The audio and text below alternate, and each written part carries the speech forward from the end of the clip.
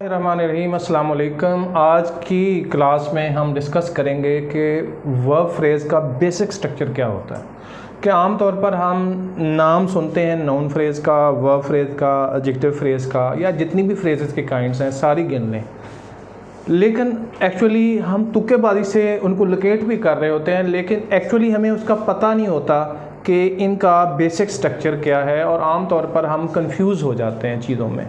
क्यों कंफ्यूज होते हैं ये मैं आपको बताने जा रहा हूँ, लिहाजा आप पहले इन एग्जांपल्स पे गौर कीजिए जो कि हम करने जा रहे हैं। ये पहला सेंटेंस है द लिटिल बॉय लॉफ्ट।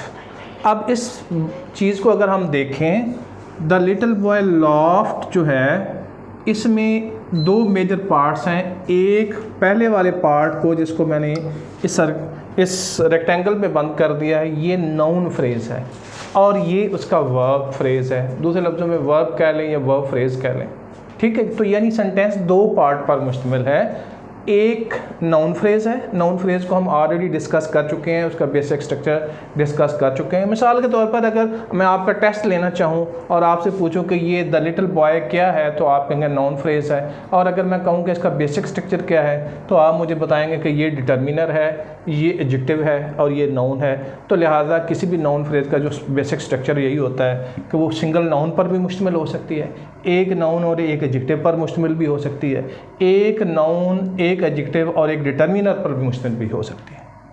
अब आ जाती है जी ये बातें, चूँकि हम पहले कर चुके हैं प्रीवियस अपनी क्लास में। हमारा जो मेजर आज का टॉपिक है वो है कि what is a verb phrase, what is the basic structure of a verb phrase. Verb phrase वो आप कैसे पहचानें? तो जो वर्ब फ्रेज़ जो है ग्रामर में ये होता है कि जो चीज़ जिस चीज़ को रिप्लेस कर दे वो असल में वही है। मिसाल के तौर पर कुछ अल्फाज का मजमूआ ऐसा है जो किसी नाउन फ्रेज़ की जगह पे एग्जैक्टली फिट आ जाता है, तो इसका मतलब यह है कि वो भी नाउन फ्रेज़ ही है, वरना वो कभी उसको रिप्लेस ना कर सकती। इसी तरीके से वर्ब फ्रेज़ को हम रिप्लेस कर दें किसी और चीज़ के साथ और सेंटेंस ग्रामेटिकली करेक्ट रहे, तो लिहाजा का मतलब यह है कि जिन अल्फाज के मजमूए से हमने इसको रिप्लेस किया है वो भी वर्ब फ्रेज़ ही है, अदरवाइज़ वो कभी रिप्लेस नहीं हो सकती थी। यानी वर्ब फ्रेज़ हमेशा वर्ब फ्रेज़ से रिप्लेस होगी, नाउन फ्रेज़ हमेशा नाउन फ्रेज़ से रिप्लेस होगी। चलें जी, अगर इस बात को अगर हम देखें तो दूसरे सेंटेंस में देखें, the little boy chase the ball. अब देखें यहाँ पे हमने चेज द बॉल कर दिया। अब चेस्ट वर्ब है और वर्ब फ्रेज ये मैंने इसके अंदर बंद कर दिया। अब आप देखें, इससे पहले नाउन लिटिल बॉय तो नाउन फ्रेज हम पहले से डिस्कस कर चुके हैं। इस अगले सेंटेंस में देखें, the little boy chase the red ball. देखें उसमें कुछ और इजाफा हो गया है।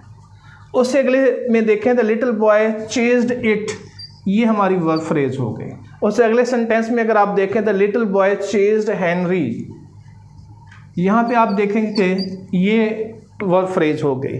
अब आप समझते होंगे कि ये तो कोई बात नहीं है, चेज की जगह पे या लॉफ्ट की जगह पे या वर्ब की जगह पे कोई लफ्ज़ भी लगा दें तो फिर ऐसे ही हो जाता होगा, इसमें कौन से कारनामे वाली बात है। चलें जी, अगर कोई लफ्ज़ भी अल्फाज का मजमूआ लगा दें या वर्ड लगा दें तो वो वर्ब को रिप्लेस कर सकते हैं, तो ये क्यों नहीं कर रहे? अगर मैं ये करने की कोशिश करूँ, द लिटिल बॉय चेज्ड, आगे लिखा हुआ मैंने वर्ब फ्रेज हटा के मैंने ही इज़ एक्सट्रीमली, तो ये सेंटेंस बन गया?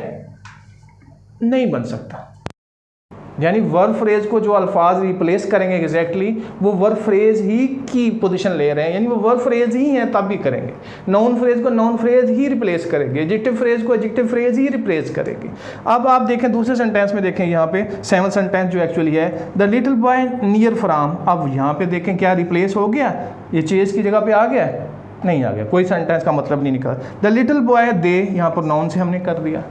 अब ये वाली जो सेंटेंस 6, 7 और 8 हैं, ये इस बात की गवाही हैं कि कहीं ये करते हुए आपके दिमाग में ये ना आ जाए कि नहीं जी बस इनकी जगह पे अल्फाज है, कोई मजमूआ भी आप इनको किसी भी कलेक्शन ऑफ वर्ड से रिप्लेस कर देंगे तो रिप्लेस हो जाएगी, ग्रामेटिकली कोई फ़र्क नहीं पड़ेगा, इसमें कौन से कमाल वाली बात है। ऐसी बात नहीं है। अब हम ये देखते हैं कि ये वर्ब फ्रेज है, वीपी है, एक ही सिंगल वर्ड पर मुश्तमिल है। ये वीपी है तो आप देखें ये वर्ब है, उसके बाद ये डिटर्मिनर है और उसके बाद ये नाउन है। यानी ये वर्ब फ्रेज जो है तीन चीज़ों पर मुश्तमिल है। ये वर्ब फ्रेज जो है अगर आप देखें तो ये चेज्ड वर्ब है, डिटर्मिनर है, एडजेक्टिव है और फिर नाउन है। ये वर्ब फ्रेज देखें, ये वर्ब है और ये प्रोनाउन है, इस पर मुश्तमिल है। ये देखें, ये वर्ब है और नाउन है, इस पर मुश्तमिल है। ठीक है जी। तो इसमें हमने बेसिक स्ट्रक्चर जो है वो नाउन वर्ब फ्रेज का आपके सामने रखा कि वर्ब फ्रेज का बेसिक स्ट्रक्चर क्या, कैसे पता चलेगा कि वर्ब फ्रेज है। अगर कोई वर्ब को रिप्लेस कर सकती हो फ्रेज एग्जैक्टली तो वो वर्ब फ्रेज है, अगर ना कर सकती तो वर्ब फ्रेज नहीं है। नेक्स्ट लेक्चर में हम इसको मज़ीद क्लियर करेंगे। Thank you.